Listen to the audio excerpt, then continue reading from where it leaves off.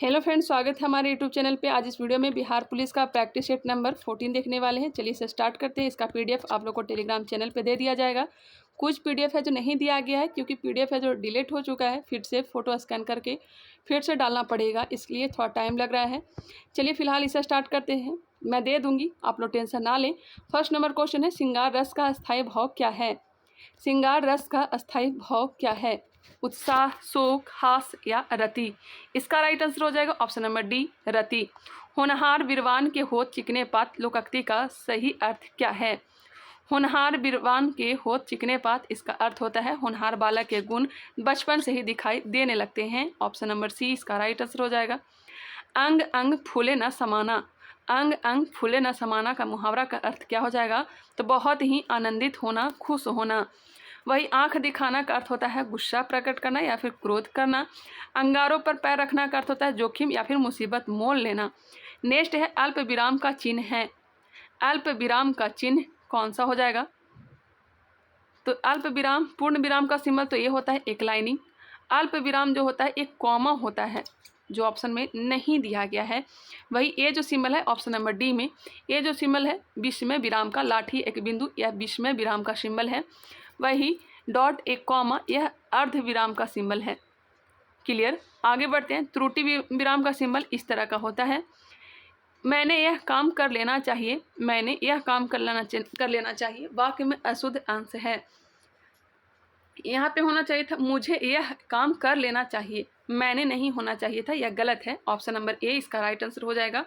Question number 6 जो कि English से क्वेश्चन किया गया है, इसका राइट आंसर हो जाएगा option number A. Question number 7, ये सब प्रश्नों को आप लोग खुद से देखिएगा। क्वेश्चन नंबर 7 का आंसर हो जाएगा option number A. Question number 8, इसका राइट आंसर हो जाएगा option number B. Question number 9 math से है, ऑप्शन नंबर ए इसका राइट आंसर हो जाएगा। वीडियो को पॉस्ट करके इसे सॉल्व करना चाहे तो कर भी सकते हैं, हालांकि मैं तो इसका पीडीएफ दूंगी ही। क्वेश्चन नंबर 10 है, क्वेश्चन नंबर 10 का आंसर दिया गया option number A. Question number 11, देश में निम्नलिखित में से किस नदी में सर्वाधिक समृद्ध भूजल संसाधन है? सर्वाधिक भूजल संसाधन यह हो जाएगा गंगा नदी। अफ्रीका के श्रृंग में कौन सा देश स्थित नहीं है? अफ्रीका के श्रृंग में कौन सा देश स्थित नहीं है? एरिट्रिया, इथोपिया, सोमालिया, जिबूती, ये 4 देश आते हैं, एरिट्रिया, सोमालिया, जिबूती और इथोपिया, जबकि लीबिया नहीं आता है। ऑप्शन नंबर ए इसका राइट आंसर हो जाएगा। वातावरण में कार्बन डाइऑक्साइड की मात्रा लगभग कितनी % पाया जाता है? कार्बन डाइऑक्साइड कितना पाया जाता है? तो यह पाया जाता है 0.03%। वही लगभग 78% पाया जाता है नाइट्रोजन और लगभग 21% पाया जाता है ऑक्सीजन। नेक्स्ट है प्राकृतिक संसाधनों का सुव्यवस्थित प्रबंधन कहलाता है। प्राकृतिक संसाधनों का सुव्यवस्थित प्रबंधन कहलाता है तो यह कहलाता है संरक्षण। भारत में जैव विविधता हॉट स्पॉट के रूप में घोषित क्षेत्र है। आज थोड़ा मैं फास्ट करवाऊंगी। भारत में जैव विविधता हॉट स्पॉट के रूप में घोषित क्षेत्र कौन सा है? तो हो जाएगा हिमालयी क्षेत्र। अरावली श्रेणी जो कि सर्वाधिक विस्तार राजस्थान में है और इसकी सबसे ऊंची चोटी का नाम है गुरु शिखर। अन्नामलाई की सबसे ऊंची चोटी अनाई मुदी है। ऊर्जा के सही अनवीकरणीय स्रोत का चयन कीजिए। ऊर्जा के सही अनवीकरणीय, ना कि नवीकरणीय, अनवीकरणीय का उदाहरण हो जाएगा तापीय ऊर्जा। Option number B. पौधों और अन्य पशुओं दोनों का भक्षण करने वाले पशु कहलाते हैं। एग्जाम्पल के तौर पर हम लोग, मैं तो नहीं आती सर्वहारी में, बताइएगा इसका राइट आंसर क्या हो जाएगा। पौधों और अन्य पशुओं दोनों का भक्षण करने वाले पशु क्या कहलाते हैं? क्या कहलाते हैं? सर्वभक्षी। सर्वभक्षी सिर्फ साग सब्जी पर निर्भर होता है वह क्या कहलाते हैं? शाकाहारी। जो मांस खाते हैं वो क्या कहलाते हैं? मांसाहारी। लेकिन हम लोग आते हैं सर्वभक्षी में ही। क्लियर? लेकिन कोई कोई हैं जो शाकाहारी में आते हैं। एग्जाम्पल के तौर पर मुझे ले लीजिए, बहुत सारे लोग शाकाहारी होंगे। आगे बढ़ते हैं, नेक्स्ट क्वेश्चन देखते हैं। सूचना का अधिकार अधिनियम किस वर्ष लागू हुआ था? सूचना का अधिकार अधिनियम किस वर्ष लागू हुआ था? यह लागू हुआ था 2005 में। 15 जून 2005 को इसे लाया गया था, इस अधिनियम को, और पूर्णतः लागू किया गया था 12 अक्टूबर 2005 को। पूर्णतः लागू किया गया था 12 अक्टूबर 2005 को, हालांकि अधिनियम 15 जून 2005 को लाया गया था। नेक्स्ट है, भारत में संविधान का वास्तुकार माना जाता है। भारत में संविधान का वास्तुकार पता ही होगा, डॉक्टर भीमराव अंबेडकर, जो कि प्रारूप समिति के अध्यक्ष थे। 29 अगस्त 1947 को प्रारूप समिति की स्थापना की गई थी। टोटल सदस्य 7 थे। नेक्स्ट है, निम्न में से कौन सी भाषा सरकार के द्वारा शास्त्रीय भाषा घोषित की गई है? कौन सी भाषा सरकार के द्वारा शास्त्रीय भाषा घोषित की गई है? तो यह हो जाएंगे 6 भाषा। 6 भाषा, मेरे ख्याल से 6 ही हैं। तमिल को 2004 में, संस्कृत 2005, तमिल को 2008, कन्नड़ को 2008 में ही, और मलयालम को 2013। ये सबको क्या किया गया, शास्त्रीय भाषा घोषित किया गया है। ऑप्शन के अनुसार इसका राइट आंसर हो जाएगा ऑप्शन नंबर ए, कन्नड़ को तेलुगु। कन्नड़ को कब शामिल किया गया है बताइएगा, अभी हमने बताया आपको 2008। वही तेलुगु को कब शामिल किया गया है, 2008 में ही। कौन सी भाषा सरकार के द्वारा शास्त्रीय भाषा घोषित की गई है, तो कन्नड़ भी होगा, तेलुगु भी होगा। इस क्वेश्चन में थोड़ा डाउट मुझे लग रहा है। नेक्स्ट क्वेश्चन है, आवर्त सारणी के 5वें अंतराल और IIA समूह में किस तत्व को रखा गया है। 5वें अंतराल और IIA समूह में किस तत्व को रखा गया है, तो हो जाएगा एस्ट्रोसियम। परमाणु संख्या इसकी होती है 38। नेक्स्ट क्वेश्चन है क्वेश्चन नंबर 22, गोवा का क्षेत्रीय संगीत कौन सा है। गोवा का क्षेत्रीय संगीत कौन सा है, तो हो जाएगा मांडो। सोहर तो जानते ही होंगे, बिहार में बहुत ही प्रचलित है, जो कि बच्चे के छठिहार के दिन सोहर गवाता है।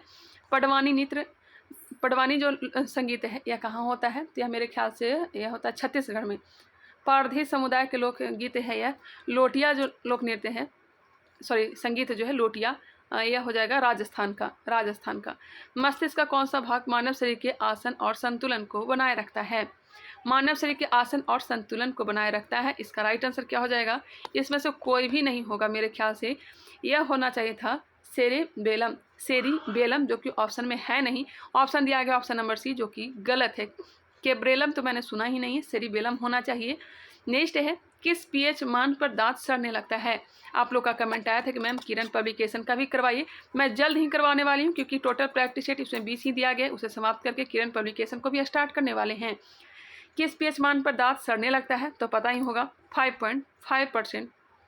किस पीएच मान पर परसेंट नहीं होना चाहिए था, 5.5 होना चाहिए था। इसी पर दांत जो है सड़ने लगता है। पीएच मान की खोज किसने की थी। स्केल की खोज सोरेनसन के द्वारा किया गया था। 7 जो होता है उदासीन होता है, उदाहरण के तौर पर लवण या फिर जल। आर्थिक गतिविधियों के आधार पर भारतीय अर्थव्यवस्था में कितने क्षेत्र हैं, तो 3 है। प्राथमिक है, द्वितीयक है और तृतीयक है। प्राथमिक ये कृषि से संबंधित आ जाता है, द्वितीयक में निर्माण विनिर्माण, और तृतीय सेक्टर में सेवा ये सब आ जाता है। कौन सा एक मीठी महक वाला पदार्थ है, मीठी महक वाला पदार्थ, तो यह हो जाएगा ester, option number C. Ammonia हो जाएगा अप्रिय गंध वाला होता है। मेथनॉल तीखा गंध होता है। एथेनॉल जो है मीठी गंध होता है, जबकि मीठी महक वाला गंध जो है एस्टर होता है, और एथेनॉल भी होता है। नेक्स्ट है क्वेश्चन नंबर 27, मीठी महक वाला पदार्थ एस्टर और मीठा गंध होता है एथेनॉल का। बराह मिहिर ने निम्नलिखित में से कौन सी पुस्तक लिखी है। बराह मिहिर जो कि किनके दरबार में रहते थे, चंद्रगुप्त द्वितीय के दरबार में रहते थे, नवरत्न में शामिल थे, और इनके पुस्तक का नाम है बृहद संहिता। कुमार संभव, शकुंतला, ऋतु संहार, ये सब किसकी है बताइएगा। कुमार संभवम, ऋतु संहार, अभिज्ञान शकुंतलम, यह सब किसकी पुस्तक है, तो कालिदास की है। पहला आधुनिक ओलंपिक खेल निम्नलिखित में से किस शहर में आयोजित किए गए थे, तो आयोजित किए गए थे कहाँ, तो एथेंस में 6 अप्रैल 1896 को। ऑप्शन नंबर ए इसका राइट आंसर हो जाएगा। लगभग 280 साल के फ्रांसीसी शासन के बाद 1954 में निम्नलिखित में से कौन भारत का एक केंद्र शासित प्रदेश बन गया। कौन बन गया था, तो यह बन गया है पुदुचेरी। ऑप्शन नंबर सी इसका राइट आंसर है। मैं थोड़ा फास्ट करवा रही हूँ क्योंकि मुझे कहीं जाना है। संविधान के अनुच्छेद 274 के अनुसार कराधान को प्रभावित करने वाले विधेयकों के लिए किसकी पूर्व सिफारिश की आवश्यकता है। संविधान के अनुच्छेद 274 के अनुसार कराधान को प्रभावित करने वाले विधेयकों के लिए किसकी पूर्व सिफारिश की आवश्यकता है, तो हो जाएगा अध्यक्ष की। ऑप्शन नंबर सी। नेक्स्ट है, निम्नलिखित में से कौन सी नदी कृष्णा की सहायक नदी नहीं है। कृष्णा की सहायक नदी वेन्ना है, भीमा है, कोयना है, जबकि बेतवा नहीं है। केन, बेतवा, चंबल यह सब यमुना की सहायक नदी है। फ्लेमिंग के बाएं हाथ के नियम में कौन सी उंगली वर्तमान की दिशा दिखाती है। कौन सी उंगली जो है वर्तमान की दिशा को दर्शाती है, क्या दर्शाती है, बीच की उंगली। नेक्स्ट क्वेश्चन है क्वेश्चन नंबर, इसका राइट आंसर हो जाएगा ऑप्शन नंबर बी। सिंहगढ़ के किले की मुगलों से रक्षा करते हुए निम्नलिखित में से किस मराठा शासक को अपने प्राण गंवाने पड़े। सिंहगढ़ के किले से मुगलों से रक्षा करते हुए निम्नलिखित में से किस मराठा शासक को अपने प्राण गंवाने पड़े थे, तो ये 1670 ईस्वी में तानाजी मालू सरे को। नेक्स्ट है, जयपुर में स्थित हवा महल का निर्माण किसने करवाया था। हवा महल जयपुर राजस्थान, सवाई प्रताप सिंह ने इसका निर्माण करवाया था। भारतीय संविधान की किस अनुसूची में पंचायती राज संस्थाओं का प्रावधान है। 1 में क्या है तो संघराज क्षेत्र है, 2 में क्या है तो यह हो जाएगा वेतन, 3 में हो जाएगा शपथ, 4 में राज्यसभा का सीट, 5 में क्या है अनुसूची 5 में SC/ST का प्रावधान, 6 में है पूर्वोत्तर के 4 राज्य असम, मेघालय, त्रिपुरा, मिजोरम, ये सब के बारे में कुछ प्रावधान दिए गए हैं। 7 में है विषयों का बंटवारा, संघ सूची, समवर्ती सूची, राज्य सूची, अवशिष्ट सूची के बारे में जिक्र किया गया है। अनुसूची 8 में है 22 भाषा की चर्चा, अनुसूची 9 में क्या है तो भूमि सुधार है, 10 में क्या है तो 10 है 10 दल बदल, 11 में हो जाएगा पंचायती राज और 12 में नगर पालिका। तो मिल गया होगा आंसर, ऑप्शन नंबर क्या हो जाएगा बी, 11वीं अनुसूची। निम्न में से कौन सा वाक्य सरल वाक्य नहीं है, कौन सा वाक्य जो है सरल वाक्य नहीं है। इस मेल का उद्देश्य है कि व्यापार में वृद्धि हो, यह सरल वाक्य का उदाहरण नहीं है, वाक्य सब देख लीजिएगा। निम्न में वर्तमान काल का उदाहरण है, निम्न में वर्तमान काल का उदाहरण है, उसने पढ़ा था, वह पुस्तक पढ़ेगा, वह जाता है, यह क्या है तो वर्तमान काल का उदाहरण है, इजी क्वेश्चन है। नेक्स्ट है सही स्पेलिंग बताना है 38 का, इसका राइट आंसर हो जाएगा क्या, देख लीजिए इसका राइट आंसर क्या हो जाएगा, इसका राइट आंसर हो जाएगा option number D, unfortunately option number D इसका राइट आंसर है। 39 नंबर प्रश्न, और 39 का आंसर क्या हो जाएगा देख लीजिए, 39 का हो जाएगा ऑप्शन नंबर बी। नेक्स्ट है 40 नंबर प्रश्न, और 40 का आंसर हो जाएगा option number D. 41 number math सही है, 41 का हो जाएगा ऑप्शन नंबर सी। इस वीडियो बनाने में मुझे काफ़ी मेहनत लग रहा है क्योंकि मैंने 3 बार वीडियो बनाया और 2 बार वीडियो है जो डिलीट हो गया, या तीसरा बार वीडियो मैं बना रही हूँ। समझ सकते हैं कितना मुझे प्रॉब्लम झेलना पड़ा इस वीडियो बनाने में। 2 वीडियो डिलीट हो चुका था, पूरा बन चुका था लेकिन अपलोड करते समय डिलीट हो गया, इसलिए तीसरा बार मैं ये वीडियो बना रही हूँ। 42 का आंसर हो जाएगा ऑप्शन नंबर ए। चलिए आगे बढ़ते हैं, नेक्स्ट क्वेश्चन देखते हैं। विक्रमशिला गंगात्मक डॉल्फिन अभ्यारण्य स्थित है, विक्रमशिला गंगात्मक डॉल्फिन अभ्यारण्य यह कहाँ स्थित है तो यह हो जाएगा भागलपुर में, ऑप्शन नंबर सी भागलपुर, जो कि बिहार में ही है। निम्नलिखित में से कौन सी नदी मध्य प्रदेश में अमरकंटक पहाड़ियों से निकलती है, अमरकंटक पहाड़ियों से कौन सी नदी निकलती है तो नर्मदा, और नर्मदा और ताप्ती जो है यह धनुष घाटी से होकर के गुजरती है, पूर्व से पश्चिम की ओर बहती है। प्रसिद्ध नृत्यांगना चमनचारी कुनी रामन नायर निम्नलिखित में से किस नृत्य से जुड़ी है। ये सब मैं स्टैटिक में करवाने वाली हूँ, आप लोग स्टैटिक को देखा करिएगा। इसका राइट आंसर हो जाएगा कथकली। कथकली कहाँ का शास्त्रीय नृत्य है तो हो जाएगा केरल का। कथक उत्तरी भारत या फिर कहें उत्तर प्रदेश का, मणिपुरी मणिपुर का, सतरिया असम का, ओडिसी ओडिशा का, कुचिपुड़ी आंध्र प्रदेश का, मोहिनीअट्टम कहाँ का है तो यह हो जाएगा केरल का, और भरतनाट्यम कहाँ का हो जाएगा तो यह तमिलनाडु का। टोटल 8 शास्त्रीय नृत्य हैं। कौन भारत की सबसे बड़ी प्रायद्वीपीय नदी है, कौन भारत की सबसे बड़ी प्रायद्वीपीय नदी, प्रायद्वीपीय की बात हो रही है, भारत के दक्षिण वाले भाग, क्या हो जाएगा गोदावरी नदी। वेनगंगा इसकी सहायक नदी है। नेक्स्ट क्वेश्चन है भारत के मुद्रा नोट के भाषा पैनल पर कितनी भाषाएं हैं, भारत के मुद्रा नोट के भाषा पर पैनल पर कितनी भाषाएं हैं क्या हो जाएगा कितनी भाषाएं तो यह होना चाहिए 15 भाषा, ऑप्शन नंबर सी। भारतीय संविधान में व्यापार करने की स्वतंत्रता की अवधारणा निम्नलिखित में से किस देश से ली गई है। भारतीय स्वतंत्रता की अवधारणा, भारतीय संविधान में व्यापार करने की स्वतंत्रता की अवधारणा निम्नलिखित में से किस देश से ली गई है, क्या ली गई है ऑस्ट्रेलिया से, ऑप्शन नंबर सी। हाइड्रा में किस प्रकार का प्रजनन होता है, स्टैटिक में मैंने करवाया भी था कि भारतीय संविधान का स्रोत कहाँ से क्या क्या लिया गया है। हाइड्रा में किस प्रकार का प्रजनन होता है तो यह होता है मुकुलन, ऑप्शन में दिया गया नहीं है, ऑप्शन नंबर बी दिया गया है, लेकिन मुकुलन आप लोग ध्यान रखेंगे। चलिए आगे बढ़ते हैं। नेक्स्ट क्वेश्चन है निम्नलिखित में से कौन भारत का सर्वोच्च नागरिक पुरस्कार है, बिल्कुल इजी क्वेश्चन। भारत का सर्वोच्च नागरिक पुरस्कार भारत रत्न है। कब शुरुआत की गई थी 1954 ईस्वी में।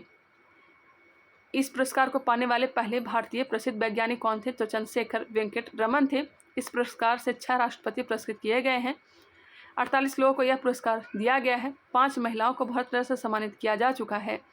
खेल के क्षेत्र में सचिन तेंदुलकर को यह पुरस्कार पाने वाले पहले व्यक्ति हैं। नेक्स्ट है question number 51, the white tiger उपन्यास के लेखक कौन है।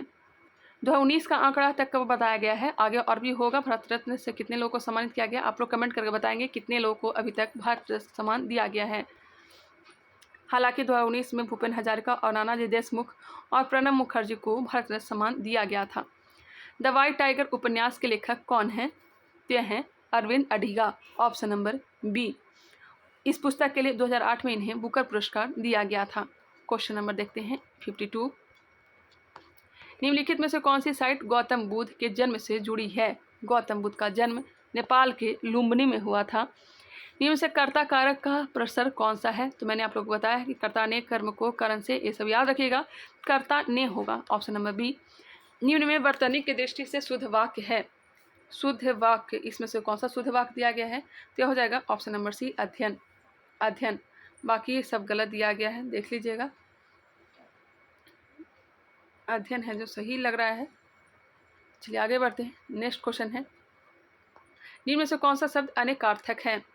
कौन सा शब्द अनेकार्थक है? ये क्वेश्चन में भी डाउट है, इसका कुछ भी नहीं होगा, गलत है। क्वेश्चन क्या पूछा है पता ही नहीं चल रहा है। 56 इसका राइट आंसर हो जाएगा ऑप्शन नंबर बी। चलिए आगे बढ़ते हैं। 57 का हो जाएगा डी। 58 ऑप्शन नंबर ए। 59 का आंसर हो जाएगा ऑप्शन नंबर डी। 60 का आंसर हो जाएगा इनमें से कोई नहीं। तो आखिर आंसर क्या होगा? तो 32:36:25 होगा। क्वेश्चन नंबर 61 इसका राइट आंसर हो जाएगा option number A. Question number 62 देखते हैं। सार्क की पहली बैठक कहाँ हुई थी? सार्क की पहली बैठक कहाँ हुई थी? ढाका में हुई थी, बांग्लादेश में। प्रथम बैठक 1985 में की गई थी। टोटल जो देश हैं सार्क में 8 हैं। 8वां देश कौन सा है? तो अफगानिस्तान है। नेक्स्ट क्वेश्चन है, संयुक्त राष्ट्र का मुख्यालय कहाँ स्थित है? संयुक्त राष्ट्र का मुख्यालय कहाँ स्थित है? 24 अक्टूबर 1945 को इसकी स्थापना की गई थी। इसका मुख्यालय न्यूयॉर्क में स्थित है। इसमें 5 स्थायी सदस्य होते हैं, जो कि कौन कौन है? अमेरिका, रूस, ब्रिटेन, फ्रांस और चीन। और 10 जो है अस्थायी सदस्य हैं। इसका निर्वाचन महासभा अपने 2/3 बहुमत से 2 वर्षों के लिए करती है। वर्ष का सबसे लंबा दिन कौन सा है? तो हो जाएगा 21 जून। 21 जून। उत्तरी गोलार्ध में 21 जून, वही दक्षिणी गोलार्ध में 22 दिसंबर। 16 अगस्त 1946 को प्रत्यक्ष कार्यवाही दिवस कब मनाया गया? 16 अगस्त 1946 को प्रत्यक्ष कार्यवाही दिवस मनाया गया था। किसके द्वारा? तो यह मुस्लिम लीग के द्वारा, जब कांग्रेसियों ने त्यागपत्र दे दिया था। इस कारण से मुस्लिमों ने मुक्ति दिवस 16 अगस्त को मनाया था। भारत और पाकिस्तान के बीच ताशकंद समझौता कब हुआ था?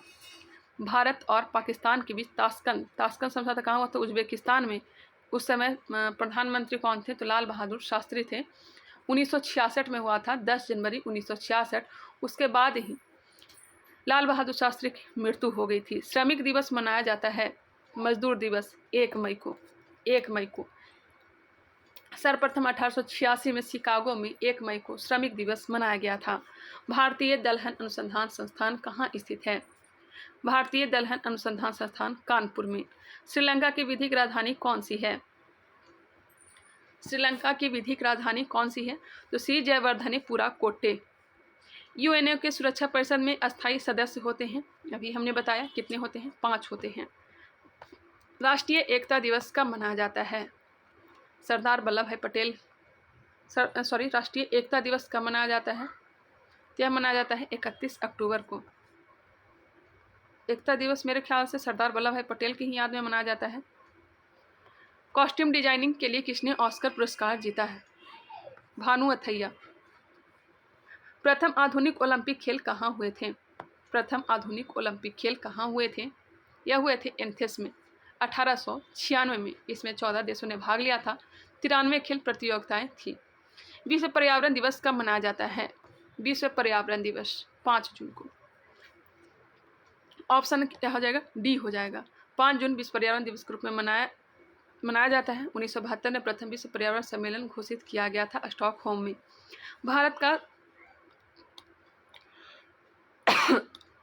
भारत का सबसे ऊंचा बांध कौन सा है? भारत का सबसे ऊंचा बांध पता ही होगा, टिहरी बांध है, जो कि किस नदी पर स्थित है? टिहरी बांध भागीरथी नदी पर है। भागीरथी नदी पर टिहरी बांध है। सरदार सरोवर बांध जो है नर्मदा नदी पर है। भाखड़ा नागल बांध सतलज नदी पर है। Option number B. भारत का राष्ट्र चिन्ह कहाँ से लिया गया है? भारत का राष्ट्र चिन्ह तो सारनाथ स्थित अशोक स्तंभ से। Option number D.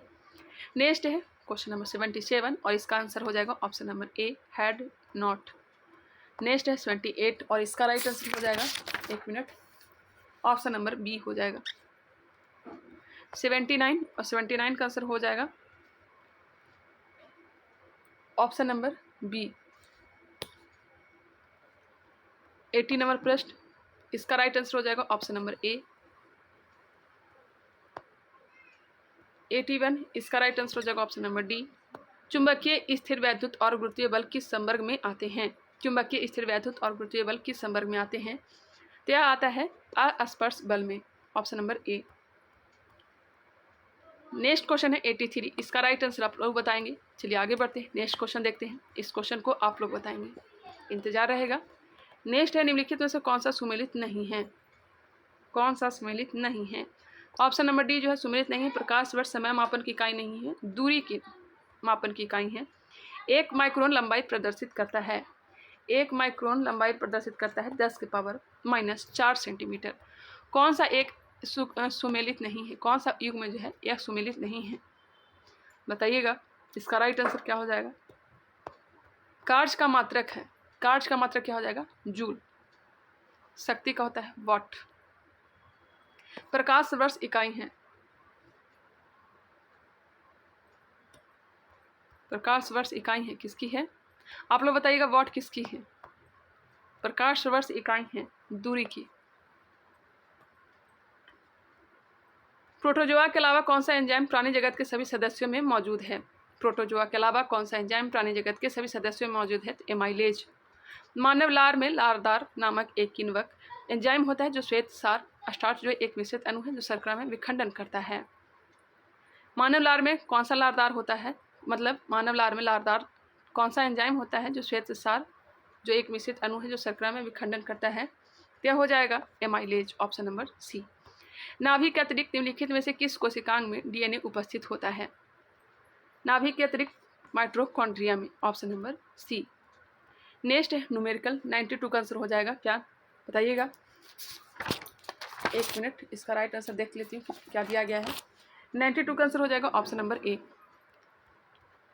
न्यूमेरिकल जो है बिहार पुलिस को हार्ड बना देता है।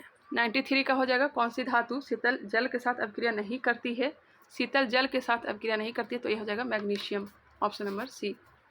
94 नंबर प्रश्न,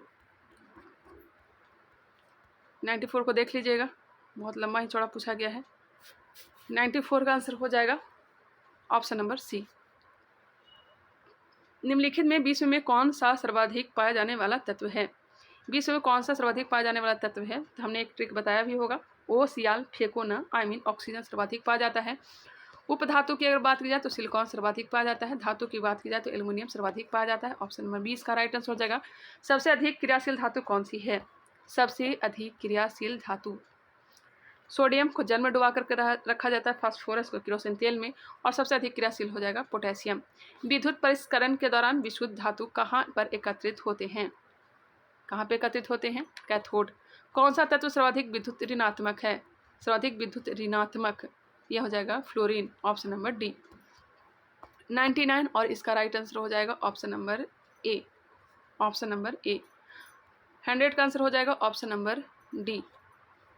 चलिए मिलते हैं नेक्स्ट वीडियो में, तब तक के लिए धन्यवाद। अगर वीडियो पसंद आया तो इसे लाइक कर लें, नहीं तो सब्सक्राइब कर लें, बेल आइकन को क्लिक कर लें और इसे शेयर भी किया करें। मैं सब हालांकि बारे में बार बार बोलती नहीं हूँ, आपकी इच्छा है।